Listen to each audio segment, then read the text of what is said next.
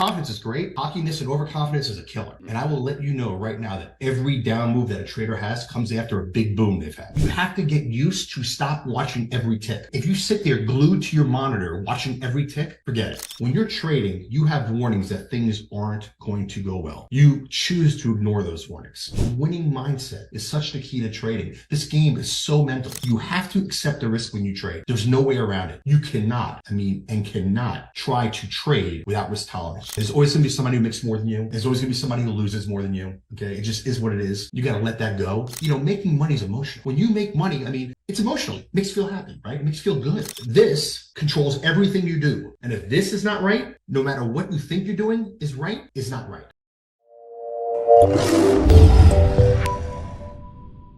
Welcome back, everybody. It's my pleasure to introduce our next guest for the TraderLion conference, John Brody, an extremely experienced trader with multiple decades in the market. He'll be covering money management and the mental aspects of trading. John, thank you so much for taking the time. It's always great chatting with you.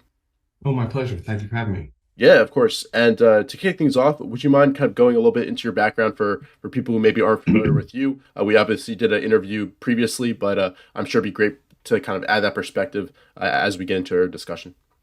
Sure. So this is my 30th year trading, short-term momentum trading. Started with Stephen Schoenfeld in 1994, late 1994. Was there for about 20 something years and then came over to Kirshner, where I've been trading for the last few years. I've always kind of been in, I would say, risk asset types of things. I played poker for a bit before I started trading in my really early 20s. So for me, it was kind of a no-brainer to go into trading, and basically have been doing it ever since and love every day of it. Yeah, perfect. And when we kind of chatted about what you wanted to discuss, you kind of wanted to focus on risk and, capital preservation, because is that job number one pretty much?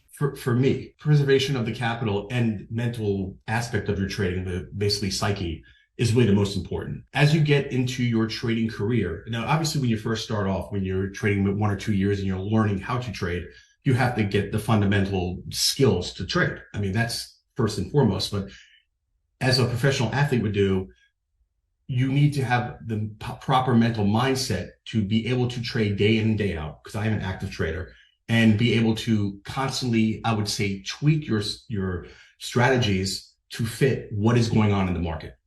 So for me, a market that's trading at a 30 VIX or very volatile with giant swings is much different than a market that's trading at a 12 VIX that just kind of grinds. And you have to be able to adjust those things kind of mentally as well as just technically with whatever trading style you do. Being a short-term momentum trader, my ideas may not resonate with someone who swing trades or position trades or mean reversion trades. But the one thing that will resonate with them is basically the preservation of capital, managing the risk, and your mental mindset. And that's why I think it's very important. Some of the important things for capital for me is that I think of them as kind of my army, right? So my money that I have access to trade and deploy are kind of my troops. Or if I was playing poker, it'd be my chips in a no limit game. That's strength. When you have capital, you have strength. Okay. When you're weak on capital, you're weak. And being in a weak position to trade makes it very difficult to make money. Okay. So for example, if I try to tell people they should have some money saved up before they trade, because the job that I'm in, it's not guaranteed that I get paid. I earn for what I make. So if I go on a 4 or 5 month stretch where I have an off year where I make a tenth of what I usually make, you need reserves, because without those reserves, you'll trade differently. You'll trade panicked. You'll be scared. And believe it or not, you may not realize it's happening, but you'll trade completely different and you won't be profitable. Yeah, perfect. And you mentioned the 50-50 method and last year. Would you mind kind of diving into that and maybe getting into your performance and how you're doing right now? Yeah. Sure. So the way I trade, all I have to do is go 50-50 to make money, and good money at that. I don't need to have an 85% win percentage. I know people that do, but their losses are usually bigger than the wins. For me, my winning days are always bigger than my losing days. So for example, last year, I had a decent year. I made, in 7 figures, and I had only a 51% win percentage. The year before, the same thing, 51.8.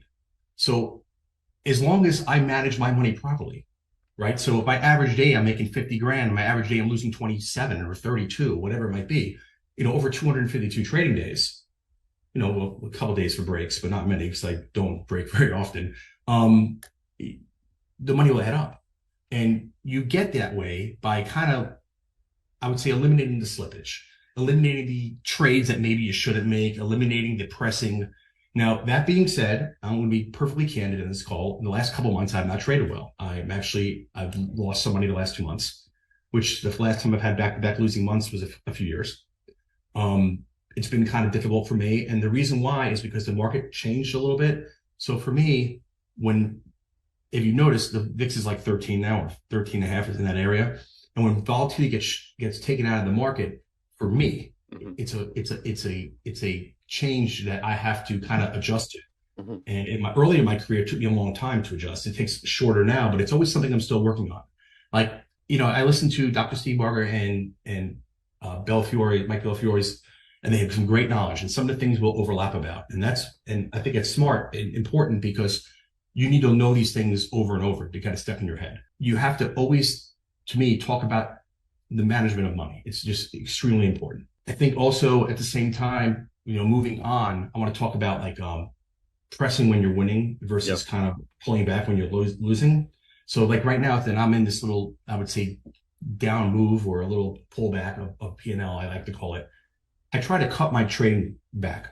I try to trade smaller until I can stop the bleeding. Okay. The first issue you got to do, you got to stop, make sure you stop the losing, size back, trade less, look for situations where you're confident, because your confidence, what happens really is that your confidence takes a hit. Okay. You basically kind of get like, oh no, if I put this trade on, is it going to work? Am I going to make any money? Maybe I should book the profit now really quickly before it goes away. These are all things that play on your head. So for me, the first thing you got to do is stop the losing, reset. Because here's the thing, and this is kind of hard for traders, that money's gone.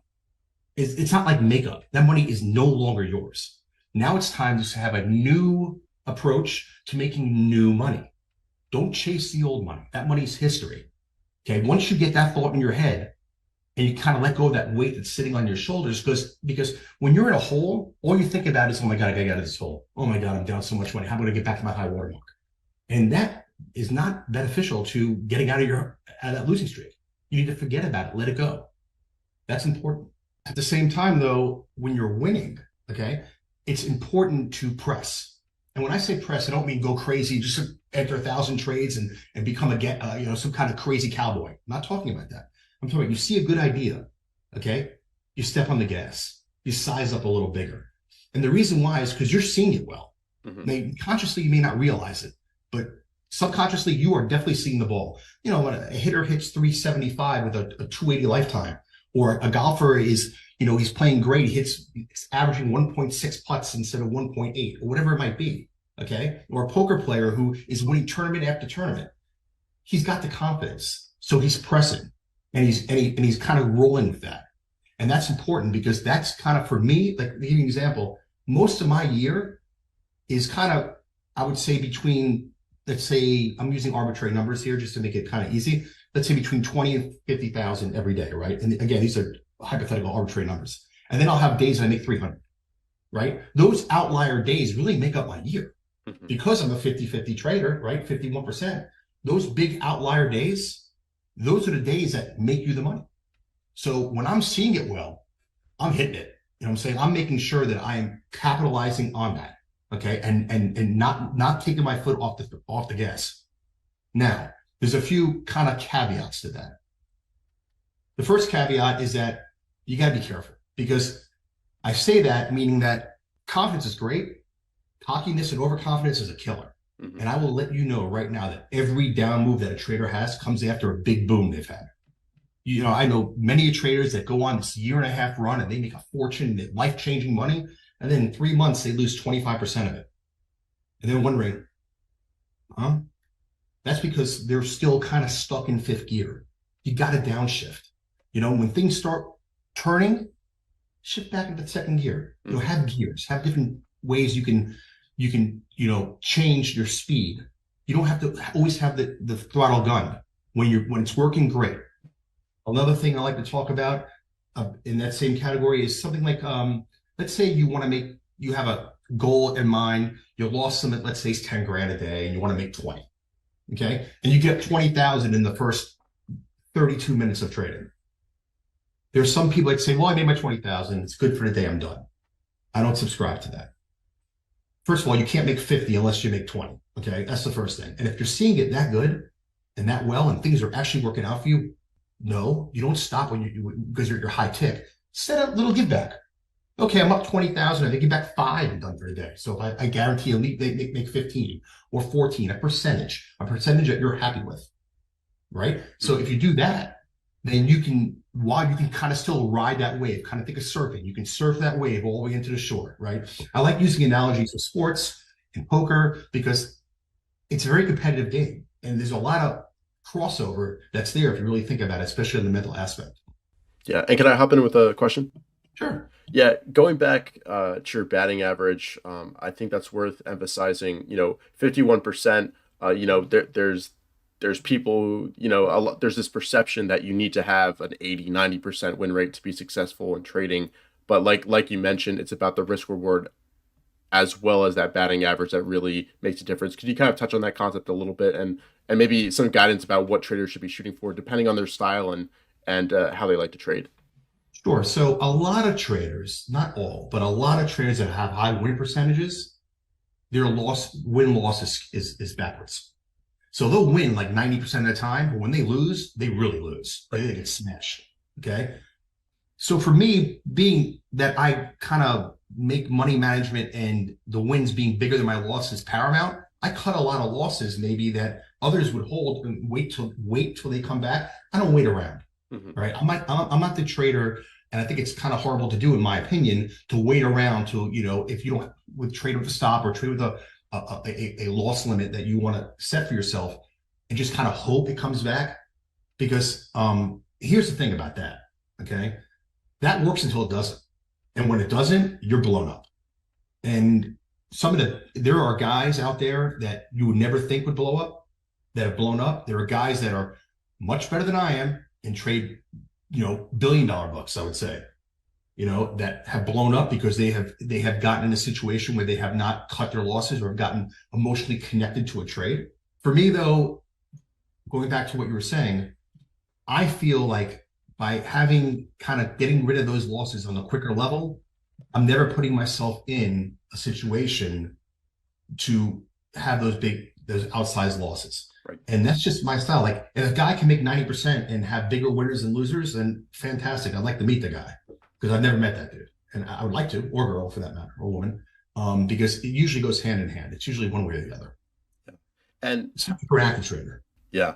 And could you kind of give some perspective about in your opinion, how important is the mental aspect of things and like making sure you're protecting your confidence, your mental capital as well, compared to, just working on trading skill and trading execution?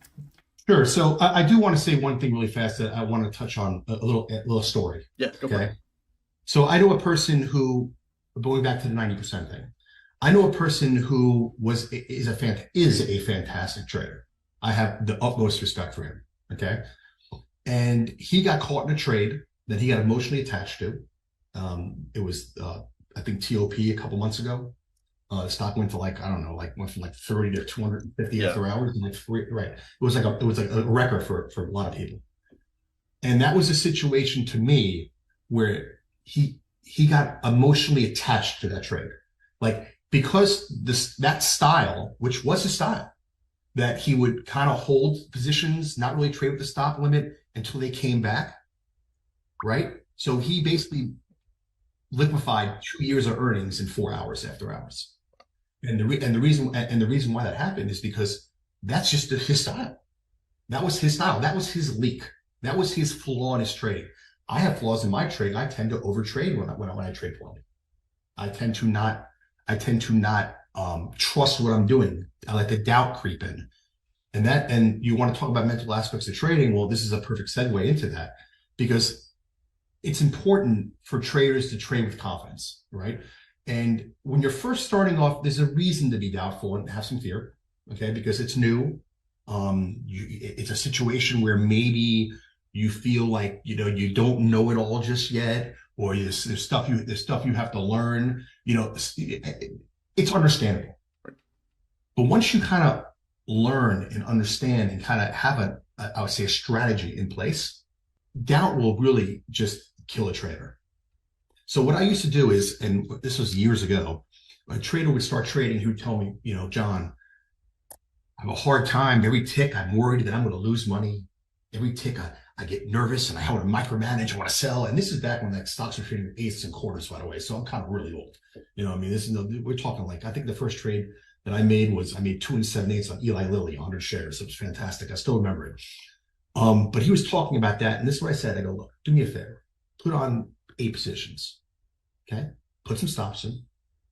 Leave for 2 hours. He goes, what? I go, yeah, just do me a favor. Put your stops on and leave. Don't even watch them. Just go. He goes, well, what happens if you got stops in? He goes, well, what happens if I go, what happens if what? You have stops in. You have to get used to stop watching every tick. Okay. If you sit there glued to your monitor watching every tick, forget it. You're not going to make it, because it's like the old adage. I read it in a book somewhere. I forget where it was. It was, it might have been college, actually, basically talking about how if you're on a boat, right, and the waters are calm, you feel calm. And when the waters are rough, you may feel nervous and anxious. The ocean, nothing's really changed. Your attitude has changed towards the ocean. Sure, it's got a little rough, but you're still in the boat. Everything else still kind of the same.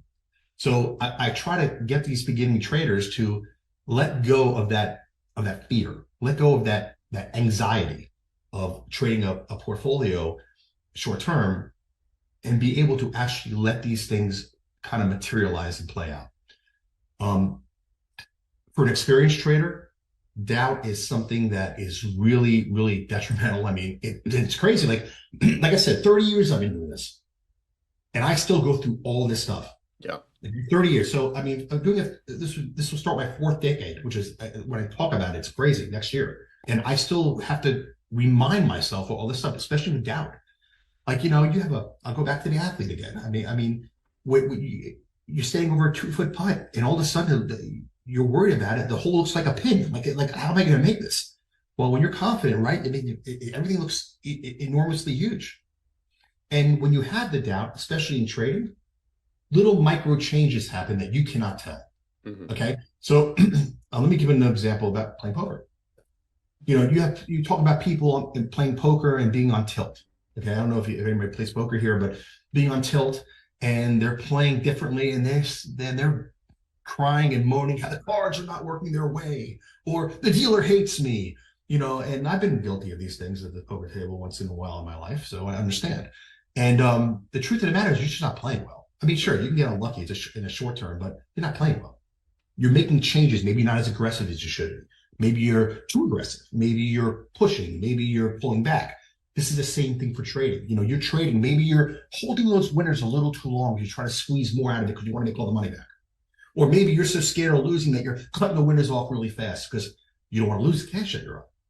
These are all part of that. And those little micro changes are very, very hard to kind of notice that they're gone, that they're different. Very difficult, really hard. Yeah. And you mentioned, how detrimental doubt can be. What are some tactics or strategies that you use to kind of eliminate that or avoid it as much as you can, so you preserve that confidence? So for me, it's more process, right? You're talking about process, the process is the most important part. And I agree with that. So what I try to do is, and it's funny because I could be losing 4 days in a row and, oh God, I can't make a dollar. I'm trading so poorly. Have one good trade the next day and all of a sudden feel like, hey, everything's great again. It comes back quick, the confidence. Yeah. Right. Well, that's the thing. So I like to call that kind of long learning and short memories, right? And the reason why I say that is, so when things are tough for me, I stick with the process. If I'm trading 10,000 shares or 20,000 shares or $1 million worth of stock or $2 million of stock, I'll cut it by 50%, 70%, just to get a winning day, just to get a winning trade. Let's say I lose. And again, these are hypothetical numbers, 50,000. I make $1,000 on the 5th day. Fantastic. I go home feeling like $1 million. I feel like I got it again on $1,000. All you need, just book a win. Get out of that cycle. Losing begets losing. You've heard that before. You get out of that cycle of losing. You know what I'm saying? The winning mindset is such the key to trading. This game is so mental. I mean, let me ask you a question, all right?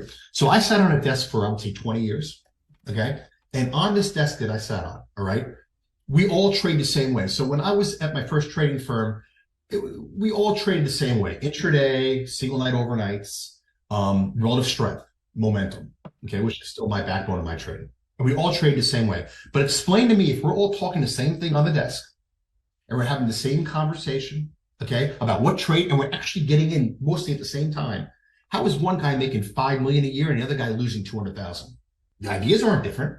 We're not trading differently. What's the difference there?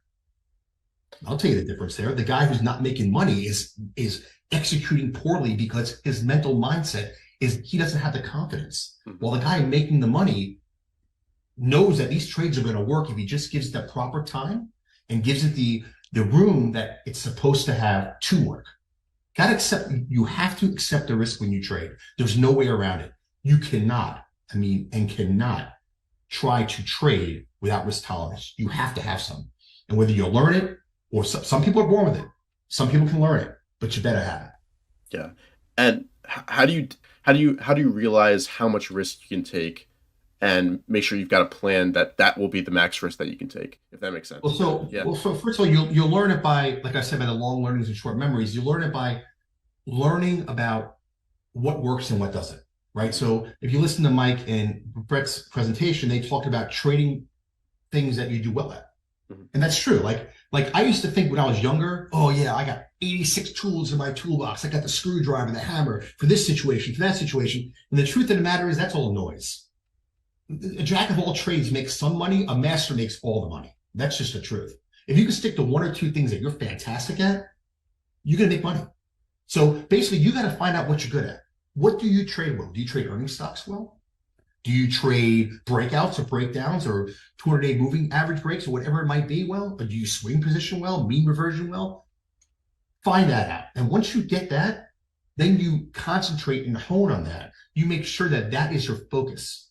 With that focus, you will become better and better at that. I think that's I call long-term learning. The short memory part is that you have to be able to, and this is part of risk tolerance also, you have to be able to, if you have a bad day, to let it go and come in next morning like it never happened. That money's gone. I discussed this before. Dwelling on it is not going to help. Talking about it, telling people about your hard days, which again I'm guilty of. All these things I talk about, I'm guilty of, by the way, or have been guilty of in my life. That's why I know they're detrimental, because I cut them out at one point and make money. You have to. I'm trying to help people not have to go through this. Kind of learn about it by me telling about it, because I went through every single thing I'm talking about, all of it. I mean, 30 years is a long time. So you got to be able to let it go. The money, like I said, money's gone. Focus on your next trade. You're only as good as your next trade. Focus on that. Focus on on the opportunity that lies in front of you, right? And the reason why is because a lot of traders have what I call FOMO. Okay, they don't let it go. And FOMO, in my opinion, can come in three flavors, I like to call it, right? One flavor is that you hold your winner too long because you want to make all the money. Oh, this is the trade. It's going from 3 to 16. I'm not selling it till it's $16. I'm going to make all the money. Meanwhile, you buy 50,000 shares. It goes from 3 to 5. You don't take anything off because, I mean, it's going to 16 and then it closes at 1.5. And now you lost money. Or you break even and get stopped out, let's say, when it goes back to unchanged. And you just piss away 100 grand because you wanted to make sure you didn't miss out the big trade, right? That's a FOMO, fear of missing out. Another one is getting out of your losers, not getting out of them, just holding them because you're scared. Once you get out of them, guess what's going to happen? It's going to turn. It's going to go the other way. You're going to miss the big ride back. You're going to miss the profit back. Let's go back to the top story we talked about the person that didn't get out and gave away 2 years of earnings in a few hours because he was worried that if he got out at that time, that would be the wrong time to get out. And then poof. And by the way, that strategy worked for 20 years. But all it took is one time. And guess what? That strategy is no longer, he uses a different strategy. So and then there's a fear of not making as much as you should because the guy next to you is making more, or the guy on Twitter is making more, or the guy in the chat rooms are making more, telling you how he's made $826 jillion this year, and you look at your P&L and you're 1,400. Well, look, okay, there's always going to be somebody who makes more than you. There's always going to be somebody who loses more than you. Okay, it just is what it is. You got to let that go.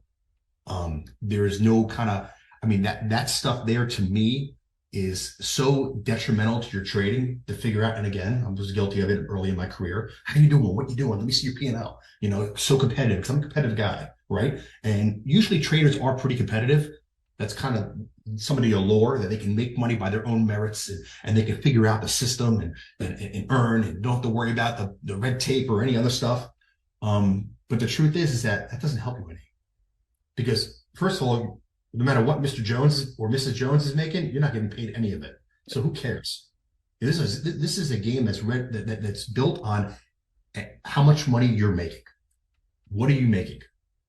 Okay, that's how we decide who's a good trader and who's not. What have you earned? Okay, so if it doesn't help you earn, forget about it, right? And and also the funny thing is with FOMO, there is a few things that you miss out on. Like, for example, you miss the good trades that you might be seeing because you're worried about being stuck in this trade that you're getting buried in. How about that? How about the opportunity cost of that, of missing that next trade, of that trade being, I mean, clear as day, lights and horns and bells, and you're just missing it because you're sitting there staring at XYZ because you're down $2.50 in it, and you know you should have got out $2 ago. How about, right? That's huge. Yeah. I mean, another one is, like I talked about before, you're up in a position, but you're not up enough. You need to make more, and then that winner just turning into dust. It's just gone. I mean, that's you know, those little things chip at your psyche. They chip at your confidence. You know, even making, you know, if you know, have realistic profit goals when you're in winners. Okay, you buy a stock at 3 and it's 5. Hello, that's a 66% gain. Maybe you should take it. If you want to let a little ride, then I can understand. You know, if you got 20,000 shares, you take all 15, you want 5 to ride, just in case it goes ballistic, like some of these crazy runners. Fine. Or if and you have to also know what kind of stock you're trading. You know, if I'm in Intel and I'm up 250 in Intel, that's an enormous move. If I'm up 250 in Tesla, not so big. You have to be able to kind of understand and quantify what a big winner is and what a good winner is versus, you know, a piggish winner. Yeah. And losses are the same way. You have to set your stops proper, manage that money properly, so you give yourself the room and accept the risk. You know, I'm not trading Tesla with an 80-cent stop, right? But I might trade Intel with a $1 stop. I mean, you know what I'm saying? I mean, especially if I'm trading it intraday. Stock only has like a $1.70 range all day, $1.60. I look at the average range, you know, kind of calculate it through that. Right? So I mean, that's kind of with the FOMO, what I like to call FOMO at least.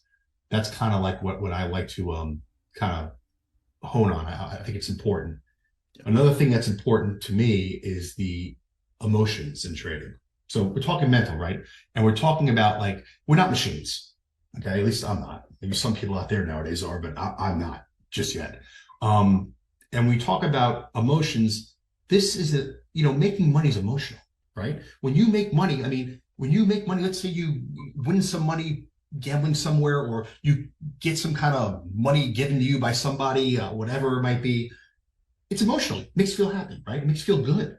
I mean, no one's ever said, oh man, I made money, it sucks. You know what I'm saying? That doesn't happen very often. I mean, maybe it's like Brewster's Millions. It's old movies, but don't worry about it. Anyways, the point I'm trying to make is that it's emotional. All right. And it's funny because I have seen basically traders get emotional and have and these great superstar traders just supernova. They just blow up. They just, you know, they just lose their accounts because they can't handle it. Like they're so worried about how much money they're going to make. And one of the things I used to do, and I used to tell my friend this, is that when I traded on the desk, if let's say I was up in a position, and again, remember, we all traded modestly, so we kind of had the same stuff. You know, we were all momentum overnight traders and intraday, and the desk was celebrating like a Wolf of Wall Street trailer, like everybody's going crazy and going up. I knew that get out now, yeah. Right? It's over. You know what I'm saying? It's done. Or Or I used to like to talk about how, the person who's not in the market is telling me how he's making a killing in this stock and that stock, and they're making all the money. I knew within 6 to 9 months something bad was going to happen, because basically emotions that's kind of what sentiment is. And it's funny because it's the same way that you see the guy and he's all upset and he's breaking keyboards and smacking monitors because he's in a stock they should have got out of a while ago.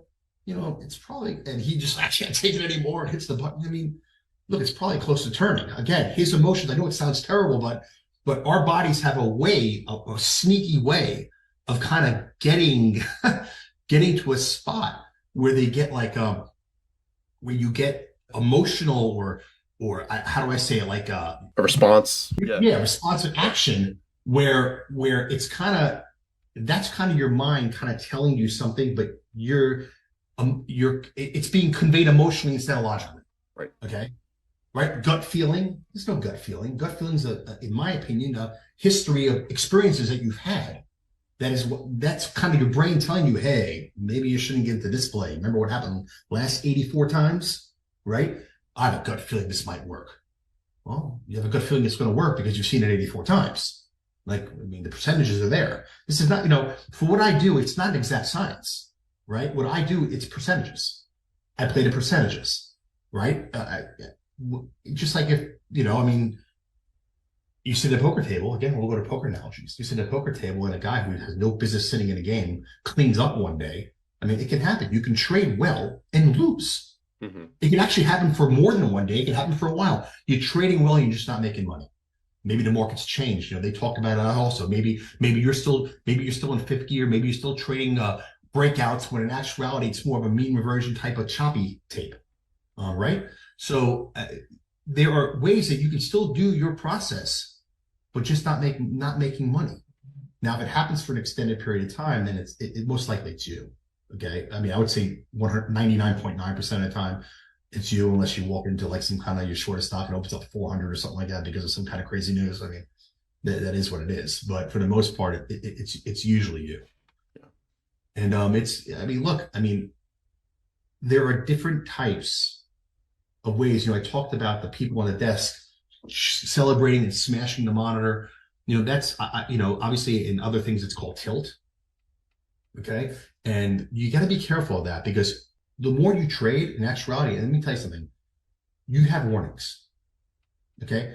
When you're trading, you have warnings that things aren't going to go well. You choose to ignore those warnings. And the more experience you have, the earlier those warnings come.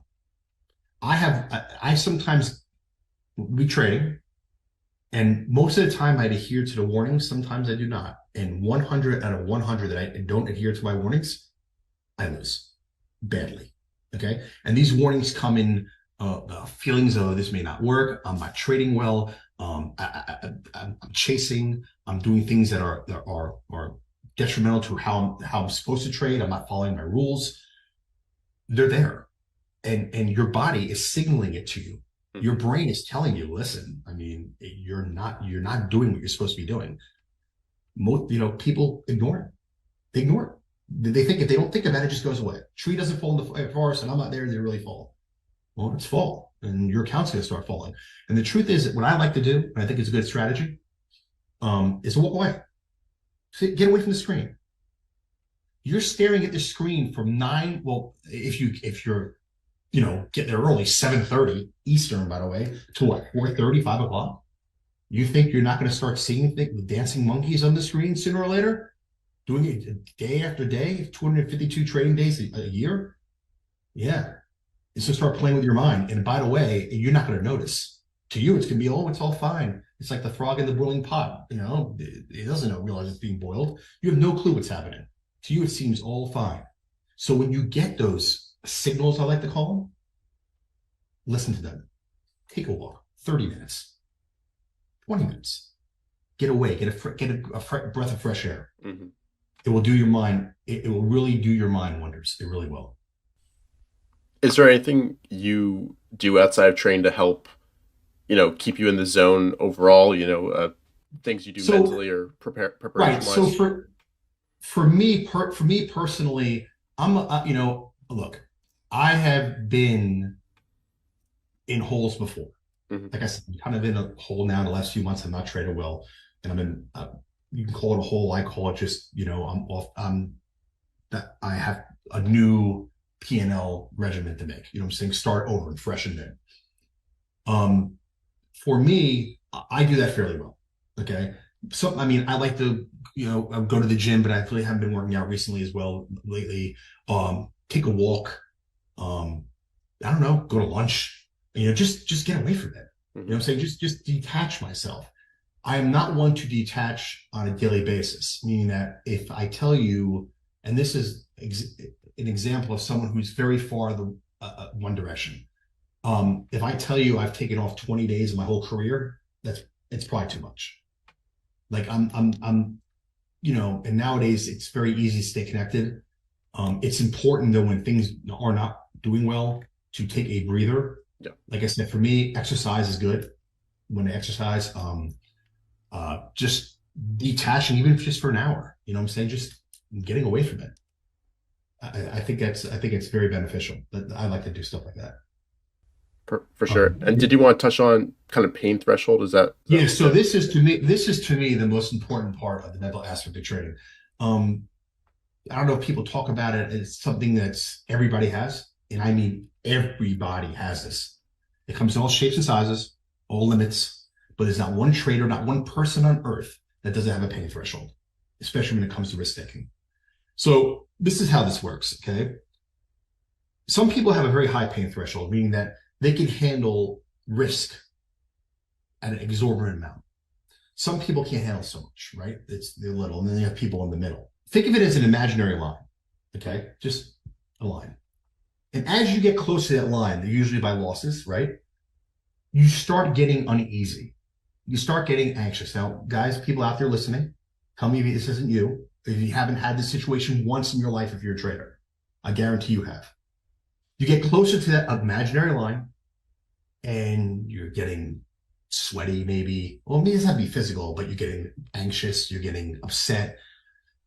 Can't believe, you're losing. You're getting close to that number that you don't want to lose, and you just have that uneasy feeling, that anxious feeling, I call it. And then all of a sudden it disappears, and now you're numb, and now you don't have that feeling anymore. Because to be honest with you, you kind of don't care. You do care, but you don't care. Okay? That's crossing pain threshold. So once you get to that imaginary line, and everybody's line is different, okay? But your body is definitely telling you when you're close, okay? Right? We talked about that before, about ignoring signals. Yep. When you cross that line, okay, the losses literally multiply exponentially. Okay. You can call it tilt if you want or anything else, but let's say hypothetical numbers, you're down 30 grand in the day or 35 grand a day, whatever, you're talking to yourself, mumbling. And then before you know, the other day, you're down 150. Hello, how'd you get down 150 if 35 you were nervous about? 35 is making you anxious, because once you pass whatever number that is, everything above that line, you don't feel anymore. It's like you're in shock. It basically is. It's trader shock. It's money shock. I mean, when you get into God forbid, some sort of problem, accident or something like that, and you're bleeding or something like that. I mean, you basically, right, your body goes into shock to shut down the pain. That's what your mind is doing. It's shutting down the pain. It's shutting down the pain of you losing more money. Okay, it's making it so you aren't feeling the disaster that is happening in real time, by the way. Okay. And everybody's big loss that they've had has had that happen to them. Not one person on this earth hasn't had that happen to them. Okay. The best traders, and it's a small percentage, and I strive to, sometimes I get it right. Sometimes I don't. I'll be honest. I mean, most of the time I do, or I wouldn't be here for 30 years. But there are times I don't. I'm always learning. But a very small percentage realize when that's happening. And they're like, I'm done. Mm-hmm. Lock it down. Liquidate, shut it down. I don't got it today. Okay. This is going to turn into a nightmare. And I've had conversations with a friend of mine who works at a different firm who I've been trading with for 20 something years, and I'll say to him, this feels bad. This is not going in the right direction. He's like, what do you mean? I'm like, you know what I mean. We've been here before. They'll be like, lock it down. You know where this goes. Remember, we're playing the percentages. It's not an exact science. Don't I want to put the percentages in my favor? If I know 2 out of 100, I escape this feeling. 2 out of 100, when I cross the pain threshold, I come back. Why? Why take that risk? Go with the 98%. It ain't gonna work. And if it does work, I mean, you got lucky. Shut it down. Take your loss. Take your medicine for that day. Come back tomorrow. Short memory. Ready to trade again. Fully focused. Fully committed to earning. Because the truth is, this job, you're only as good as you earn. It is what it is. And there are a lot of different ways. I want to talk about something else really fast that I really haven't touched on. Yeah, go for it. Are outside influences. So, because trading to me is I would say 90% mental. Again, and I'm being conservative, I think. There are people that would disagree. There are people that say that, oh no, the technical aspect of it's more important, the actual trading part. No. Okay, because guess what?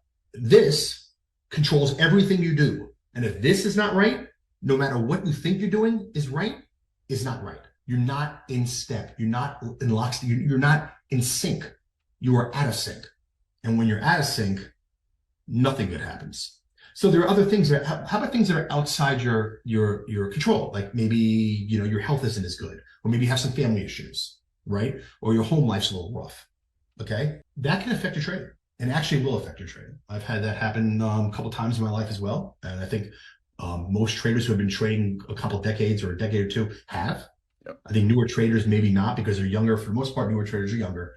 So they don't have kind of and I don't want to, sound like I'm being not compassionate to newer traders, but they really don't have the pressures of somebody, if you're 25 years old and you go broke, okay? I mean, start over, 25. If you're 45 and you go broke and you got a family and a mortgage, I got news for you. It's a little rougher, okay?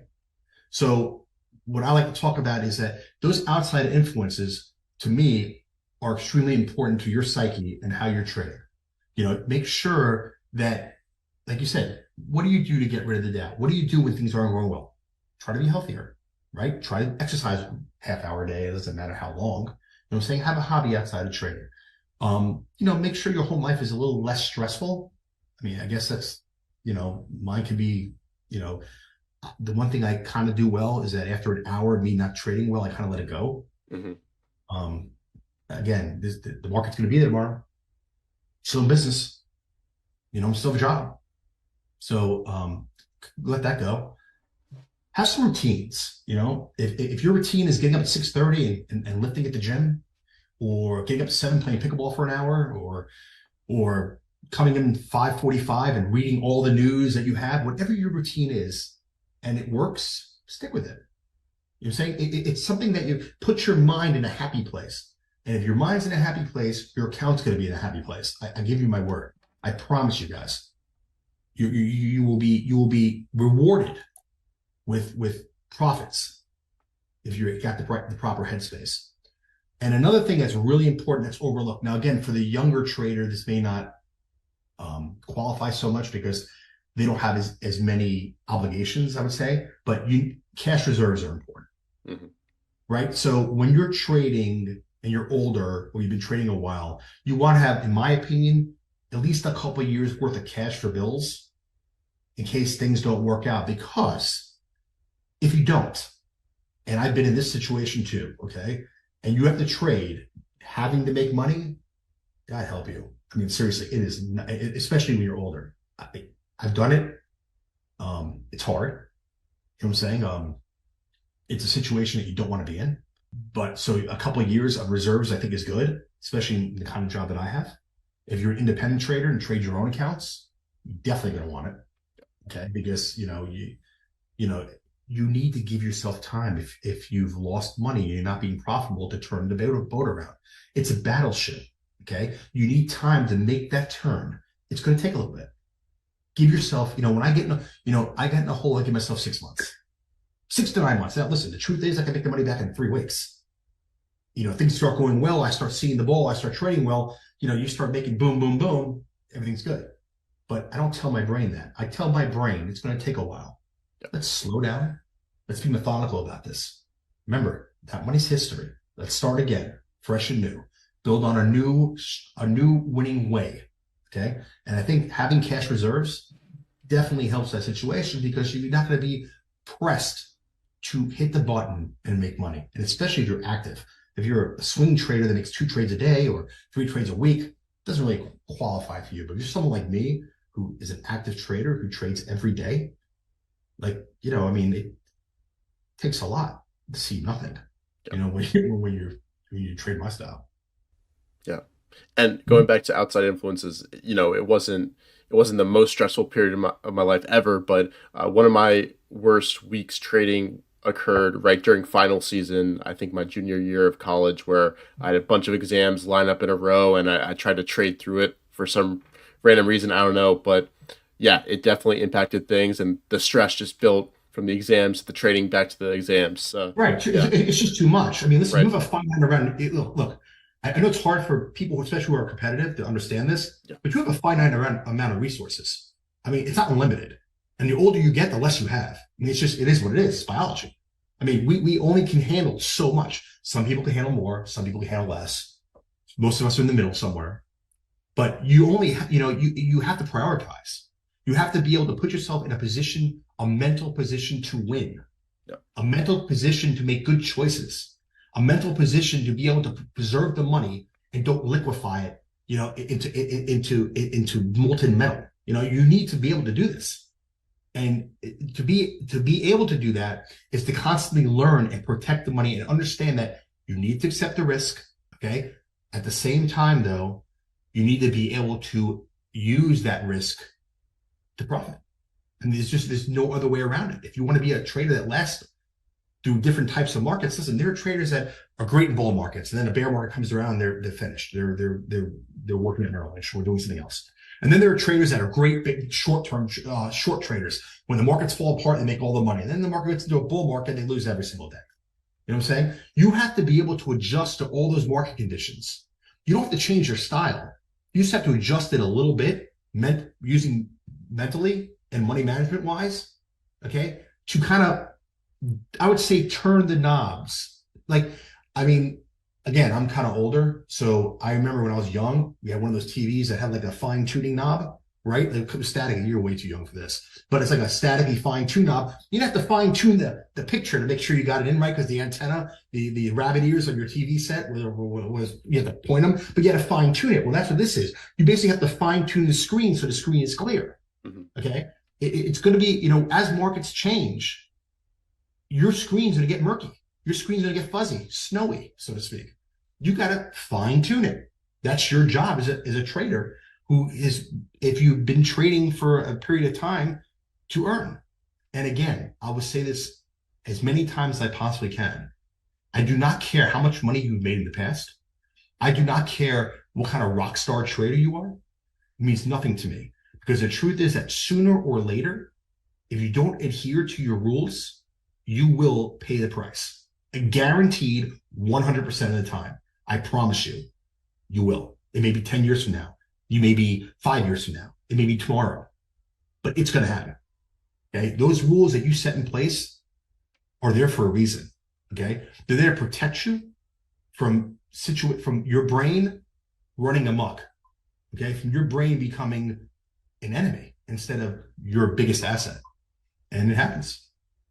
I've seen it happen at least 10 to 20 times to traders that thought it would never, ever happen. That's why I'm always alert to it, because listen, I like I said, I've had downdrafts before that, the one thing I do, just got to stop the bleeding, restart, and re-earn. And coming back to the context mattering a lot and the environment changing, what are some things that you notice in your trading or in the market when it's getting a little bit fuzzy, when you start to notice a shift, but you're not quite realizing it just yet, and you have to start, realizing it so you can make those adjustments? Okay, so for me, like I said, I don't know if I mentioned this earlier. For me, it's when volatility kind of gets sucked out of the market. Right. When the VIX collapses. Yeah. Right. Yeah. Right. That to me is my biggest struggle, mm-hmm. because my style of trading is market centric with stock.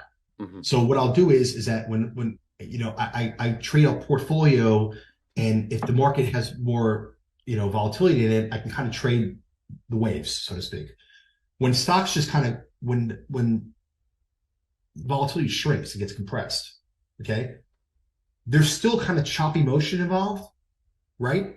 But stocks don't really move that way. They kind of grind up, which is fine if they just grind it up. But you get this choppy, messy market where basically it almost becomes like a mean reversion type of like a pool of just, I don't know how to say it. Just like Yeah. well, look at this market. Well, let's go through this market right now. Yeah. The Nasdaq was making new highs. The IWM couldn't get out of its way, right? It was only the Nasdaq. It was like 25 stocks. You looked at the breadth. The breadth was horrible.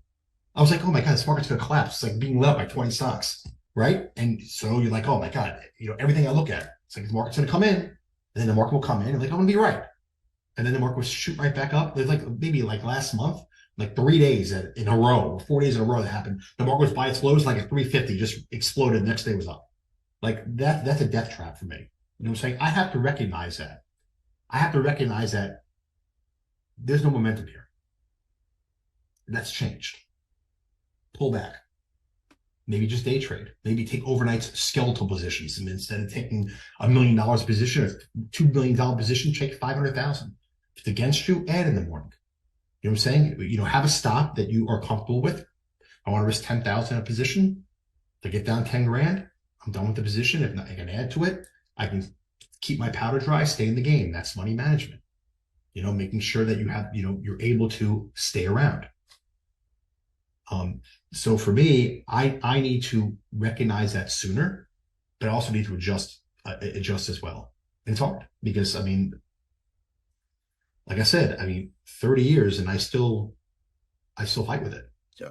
Again, it's better than it was 5 years ago, better than it was 2 years ago, but it's never, I listened to, I'm going to bring up Bella and Brett's interview one more time. They talk about the mountain and Lance climbing the mountain, right?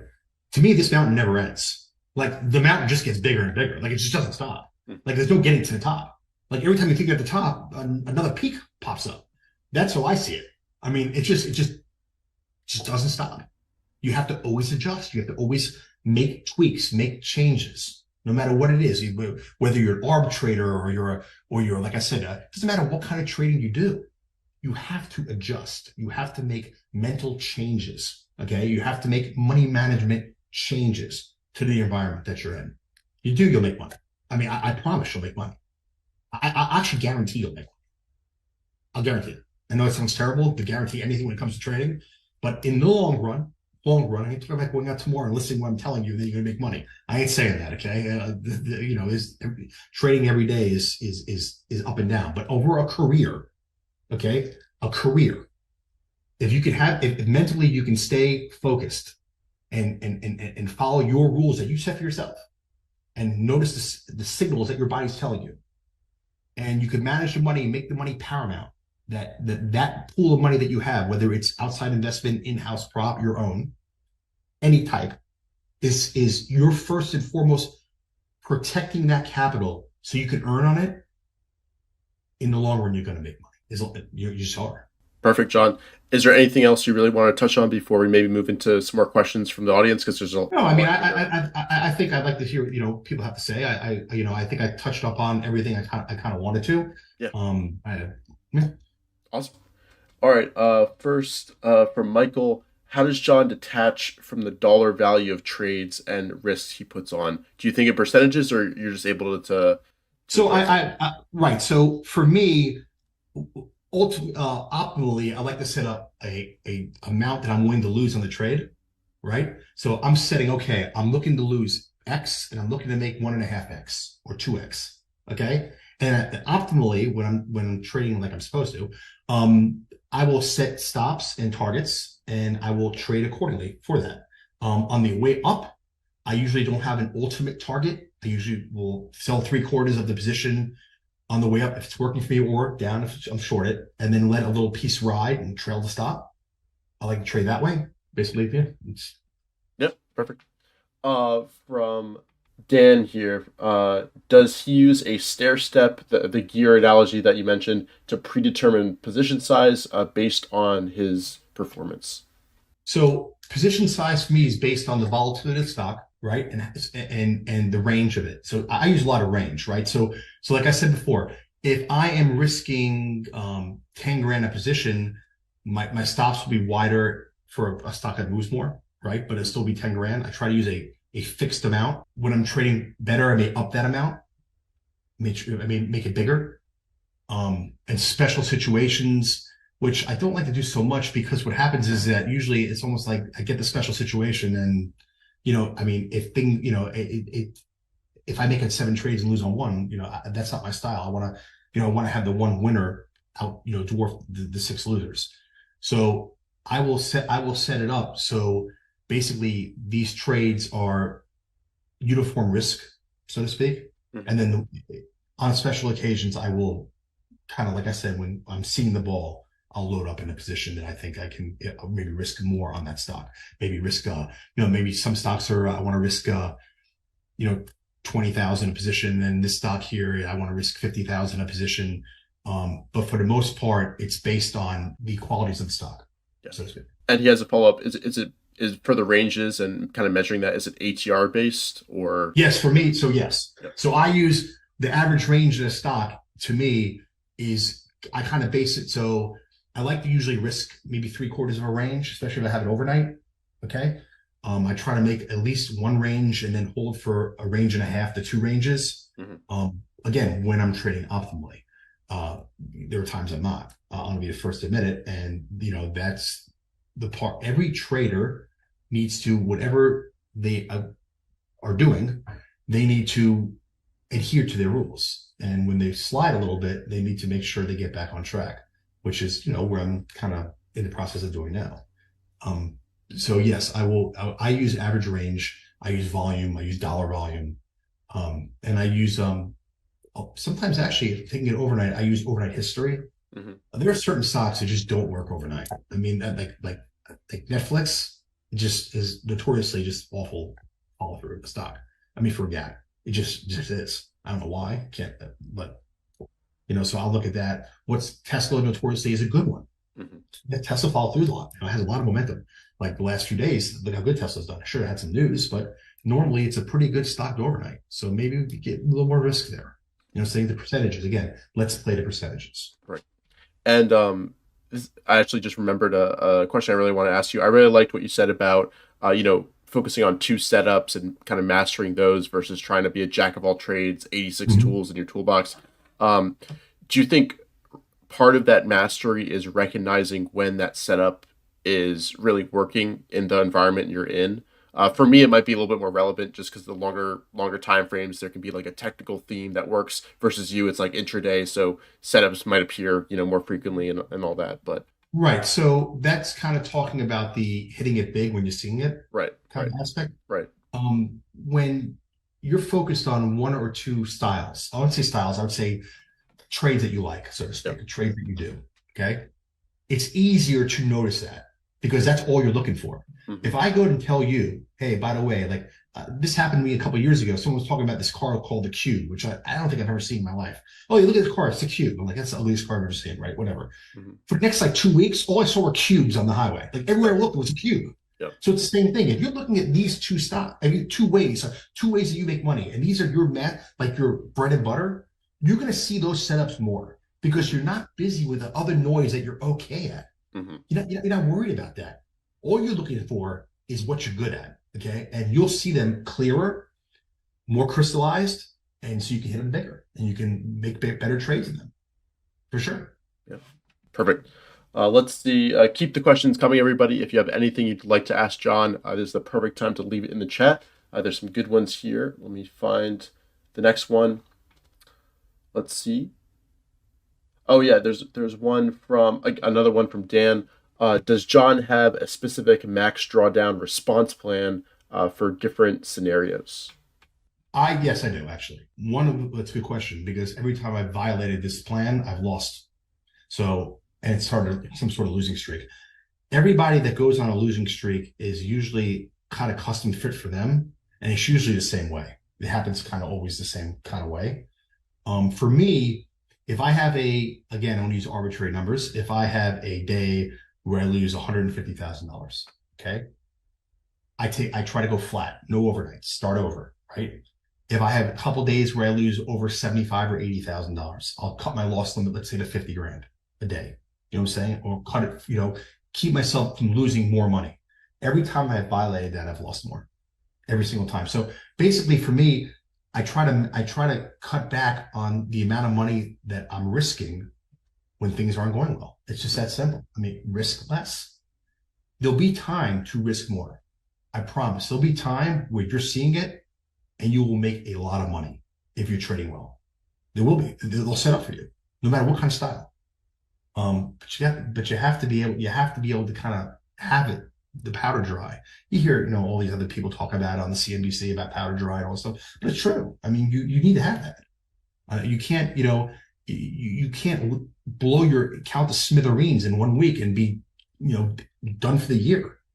I mean, get up in the morning and, think to yourself, you got to make this money back. Even though, again, that's not even the right mindset, but that's how you got to think. It's hard to train your brain and know that it's gone. That's hard. I mean, think about it. If I take, X amount of money from you and just put it in my pocket, oh, that money's gone. You don't have it anymore. You'd be like, well, what do you mean? I want my money back. You know what I'm saying? That's what you're going to say. I mean, wouldn't anybody? So for me, it's cutting my losses, having a lower number, maybe lightening up on overnights, putting myself in a position where I don't come in. If I take a slate of overnights and I lose 100 grand and I have 10 million overnight, I walk in and I'm wrong. I'm down 150,000 immediately, down 1.5% immediately. Then what? I'm down 250. Instead of, if I follow my rules, I went flat, I get a fresh start. And I don't put all that capital at risk, and I can, start again. One thing I wanted to ask you was, Bella and Brett mentioned a few times, treating trading as a business. Is there anything you want to add to maybe talk about how you treat trading like a business, and maybe, add to that perspective about, why that's so important, if you want to do this, seriously and treat this seriously? Right. So it is a business. I mean, no matter which way you look at it, I mean, you're not trading to trade. You don't just go out there to hit the button because it's fun. Mm-hmm. This is your livelihood. This is how you get paid. Right. So, I mean, if you're going out there like, oh yeah, I'm just going to throw some trades on because I'm enjoying myself. I mean, that's not being very professional. You have, plan, if someone once told me, failing to plan is planning to fail. Okay. You need to have plans in place. I mean, any good business has a business plan, right? They have a model that they follow, a profit, a where they can get revenues and where they can grow their business to make more money and to be a bigger business in general. It's the same as a trader. I mean, you need to grow your trading. It needs to grow. It needs to be. This is not a game. It seems like a game because it's fun if you like to trade, but it ain't a game. I mean, listen, you don't hit the reset button and get your money back. It's not like PlayStation. You hit the button and all of a sudden you get your money back. If you lose, you lose.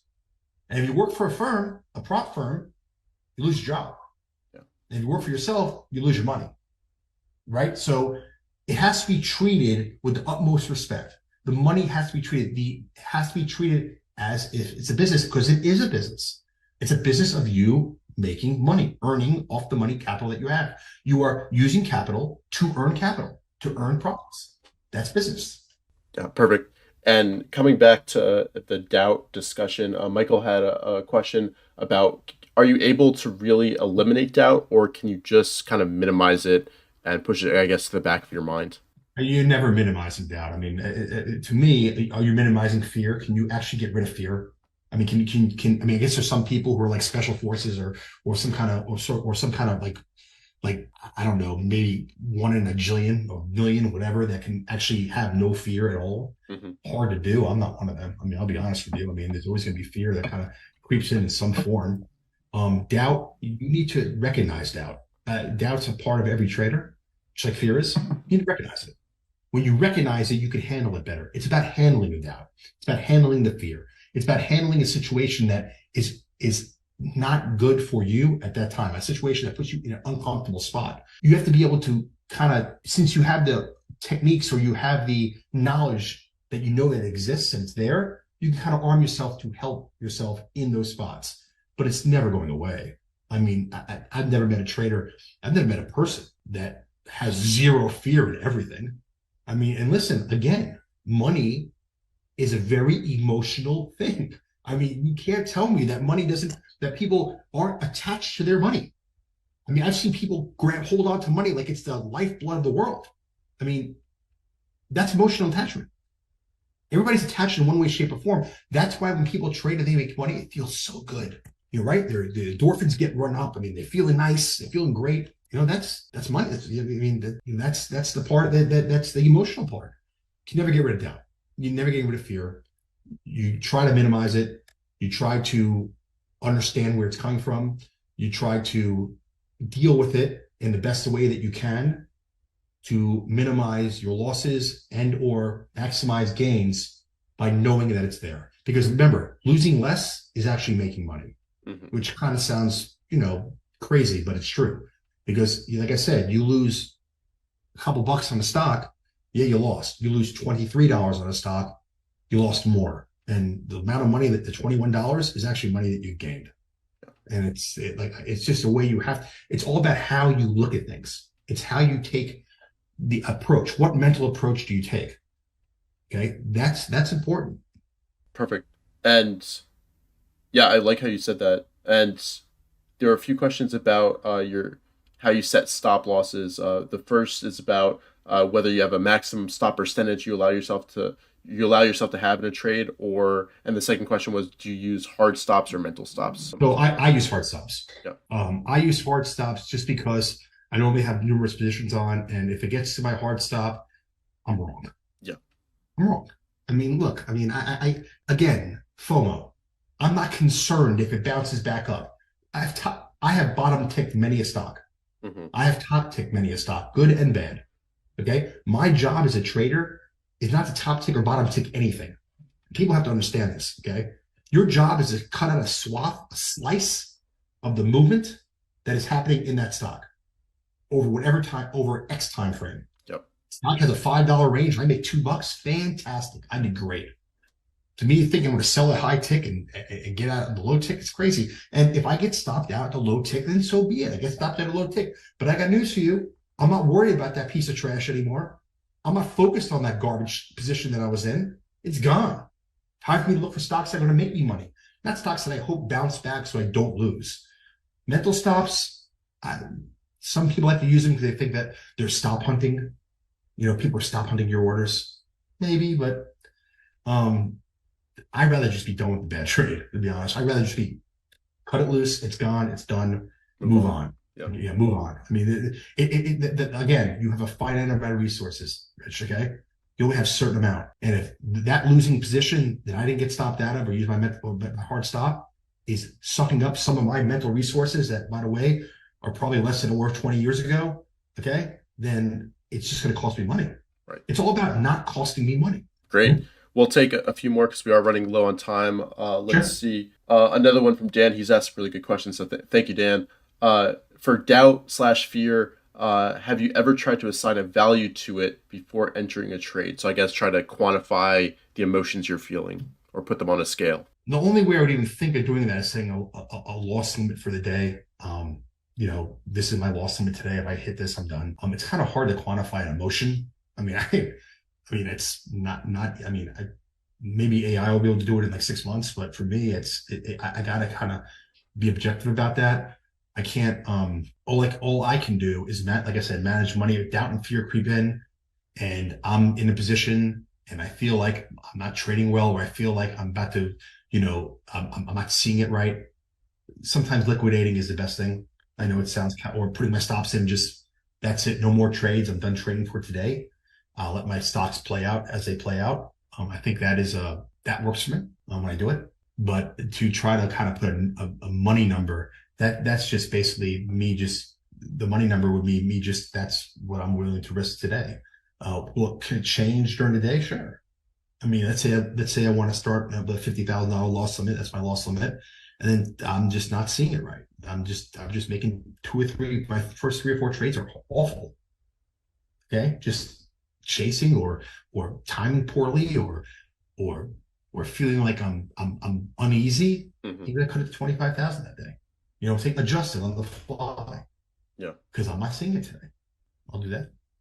Yeah, it's interesting you say that because Jared Tendler, who actually he kicked off day one, he's a mental game coach. He wrote the Mental Game of Trading, and his process allows you to map your emotions on kind of a scale by noticing kind of the thoughts you're having, the physiological.